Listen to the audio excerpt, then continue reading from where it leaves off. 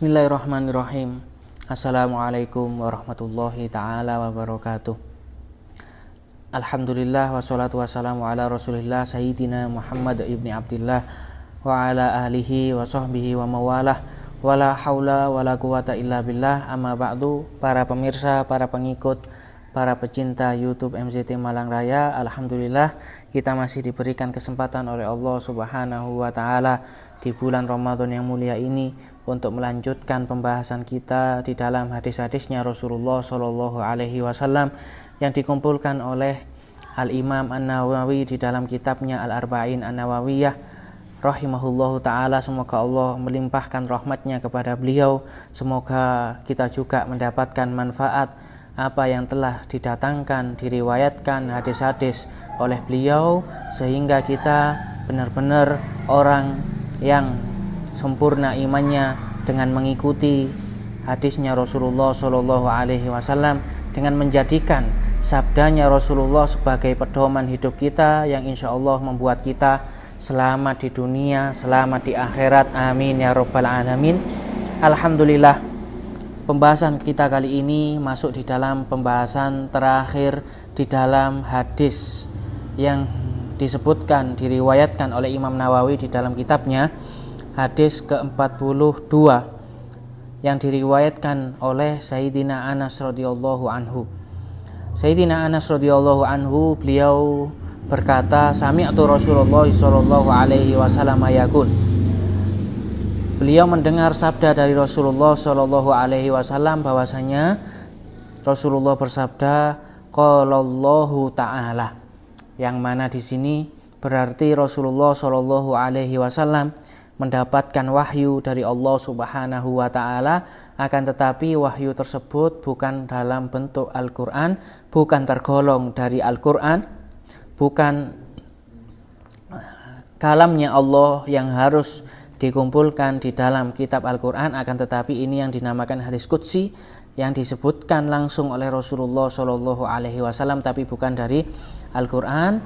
Ya, beliau baginda Muhammad Shallallahu alaihi wasallam menjelaskan, menyampaikan firman-Nya Allah Subhanahu wa taala, yabna Adam, wahai semua manusia, innaka ma da'autani wa rajautani ghafartu laka ala ma kana minka wala ubali. Wahai manusia, sesungguhnya engkau ketika engkau meminta, berdoa kepadaku, berharap kepadaku, meminta ampunan kepadaku, senantiasa orang tersebut taubat kepada Allah Subhanahu wa taala.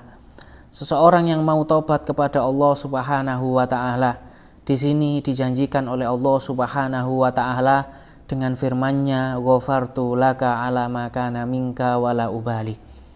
Maka aku akan mengampuni engkau. Aku akan mengampuni dosa-dosa yang telah engkau lakukan, wala ubali, dan aku tidak peduli seberapa besar dosa yang engkau lakukan. Ini menunjukkan akan besarnya rahmatnya Allah Subhanahu wa ta'ala, kasih sayangnya Allah Subhanahu wa ta'ala kepada hambanya. Akan tetapi sayangnya kita semua kadang senantiasa lupa kepada Allah Subhanahu wa ta'ala. Ketika Allah membuka pintu maafnya setiap hari, setiap malam, setiap waktu, akan tetapi kita sebagai hamba kadang lupa untuk balik, untuk meminta ampunan kepada Allah Subhanahu wa ta'ala. Dari hadis ini kita mungkin bisa diingatkan bahwasanya Allah itu senantiasa perhatian, senantiasa menerima taubatnya bagi orang-orang yang benar-benar dia mau kembali untuk meminta, memohon ampunan kepada Allah Subhanahu wa ta'ala. Kemudian di sini dilanjutkan, yabna Adam, wahai manusia, lau balagot dunubuka ananas sama thumma astaghfartani ghafartu laka. Di sini bahkan Allah Subhanahu wa taala menekankan Allah Subhanahu wa ta'ala lebih memerinci, lebih memperjelas dengan firman yang Allah Subhanahu wa ta'ala sebutkan, lau balagot dunubuka anana sama, seandainya dosa kalian para hamba, dosa kita semua sampai puncaknya langit, sampai langit yang paling tinggi, semua itu dipenuhi oleh dosa-dosa kita.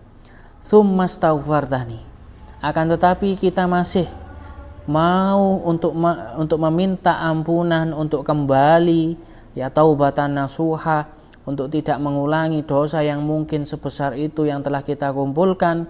Kita minta ampunan kepada Allah Subhanahu wa ta'ala.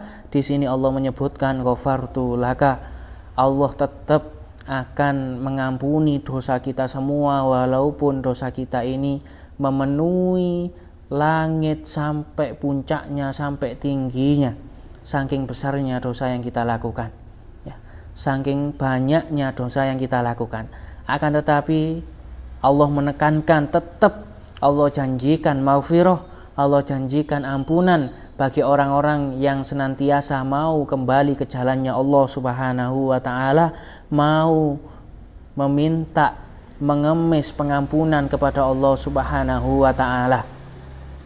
Kemudian dilanjutkan di sini di dalam firman-Nya Allah Subhanahu wa ta'ala, ya ibna Adam, innaka law ataitani bi qurabil ardi khotoya thumma laqaitani la tusyriku bi syai'a la ataituka bi qurabiha maghfiratan. Wahai manusia, wahai kita semua ini, innaka law ataitani bi qurabil ardi, seandainya kita datang kepada Allah Subhanahu wa ta'ala, seandainya engkau datang kepadaku, katanya Allah Subhanahu wa ta'ala, bi qurabil ardi khotoya, dengan bumi yang terpenuhi oleh dosa kita, saking banyaknya dosa yang mungkin telah kita lakukan, thumma laqaitani la tusyriku bi syai'a, akan tetapi kita masih berpegang teguh kepada agama Islam, kita tidak pernah syirik kepada Allah Subhanahu wa ta'ala, dibarengi dengan kita senantiasa meminta ampun kepada Allah Subhanahu wa ta'ala, kita mengakui dosa-dosa yang telah kita lakukan, maka Allah Subhanahu wa ta'ala di sini berfirman, la ataituka bi qurabiha maghfiratan, aku akan datang kepadamu, yang mana engkau datang kepadaku membawa dosa yang sangat banyak, aku datang kepadamu membawa ampunan yang sangat banyak, seperti engkau membawa dosa sebanyak bumi dengan terpenuhnya dosa-dosamu, maka aku membawa semisal dengan itu, akan tetapi aku bawa dengan ampunan yang akan aku berikan kepadamu. Ini semua apa yang dijelaskan oleh Allah Subhanahu wa ta'ala di dalam hadis qudsinya, tidak lain dan tidak bukan adalah untuk memberikan tarhib, semangat bagi kita untuk senantiasa tidak lupa, untuk senantiasa bertaubat kepada Allah Subhanahu wa ta'ala, seberapa banyak pun dosa yang mungkin kita lakukan. Tidak ada kata terlambat ketika itu. Ampunan dari Allah Subhanahu wa ta'ala, yang mana mungkin banyak ampunan atau rasa maaf dari manusia itu dikatakan terlambat, yang mana mungkin ketika kita minta ridho dari seseorang, kita minta maaf kepada seseorang, itu mereka mengatakan terlambat. Akan tetapi ketika kita minta maaf, ketika kita taubat kepada Allah, pintu taubatnya Allah Subhanahu wa ta'ala tidak pernah tertutup, sehingga kita termasuk tergolong ketika kita senantiasa bertaubat kepada Allah Subhanahu wa ta'ala, dan dengan syarat tidak pernah syirik kepada Allah Subhanahu wa ta'ala, kita tergolong di dalam orang-orang yang disabdakan oleh Rasulullah Shallallahu alaihi wasallam, at-taibu minadz-dzambi kaman la dzamba lahu. Seseorang yang bertaubat dari dosanya, maka orang tersebut seakan-akan tidak punya dosa, Semoga kita termasuk orang-orang yang dimudahkan untuk senantiasa kembali kepada Allah Subhanahu wa taala, senantiasa minta ampunan kepada Allah Subhanahu wa taala, sehingga kita datang bertemu nanti di akhirat dengan Allah Subhanahu wa taala tanpa membawa dosa. Kita tidak malu, kita senantiasa karena istiqomah kita untuk senantiasa minta ampun kepada Allah Subhanahu wa taala di dunia, sehingga kita nanti ketika bertemu dengan Allah Subhanahu wa taala membawa mungkin hal yang tidak mempermalukan kita nanti di akhirat. Mungkin ini penutupan hadis yang telah kita bahas di dalam kitab Al-Arba'in An-Nawawiyah.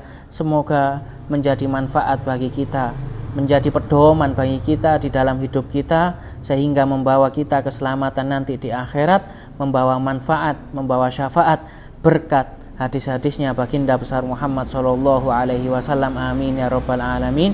Wallahul musta'an wa alaihi tuklan. Wassalamualaikum warahmatullahi taala wabarakatuh.